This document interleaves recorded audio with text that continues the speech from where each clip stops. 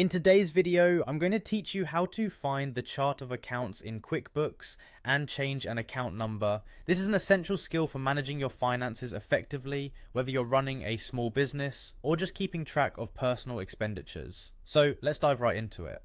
First things first, you'll need to log into your QuickBooks account. Begin by clicking on the Sign In button. If you're using QuickBooks Online, select that option. Enter your credentials and then continue.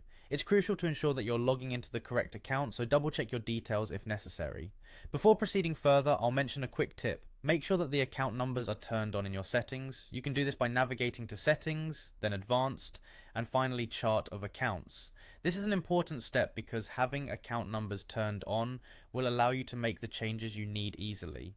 Now that you're signed in, head on over to the Transactions section. You can do this by clicking this option from your main menu on the dashboard. This will lead you to the broad overview of all your transactions. From here, you're going to want to locate and click on the Chart of Accounts link. This section houses all your accounts, making it the central hub for any modifications you need to make. Once you're in the Chart of Accounts section, you'll see a list of all your existing accounts. Now focus your attention on the right side of the account you wish to change. There's a small drop-down menu located here which you'll need to click on. This action will reveal a few more options, one of which is Edit. Select the Edit option. Now you're in the editing mode for this particular account. Here you have the freedom to change or add an account number. This could be especially helpful if you're organizing your accounts in a specific numerical order for better clarity or compliance with industry standards. Carefully type in the new account number that you've decided on. Finally, to wrap up, click on the Save button. It's vital to save your changes to ensure that your modifications are recorded accurately. Congratulations, you've successfully changed the account number in QuickBooks.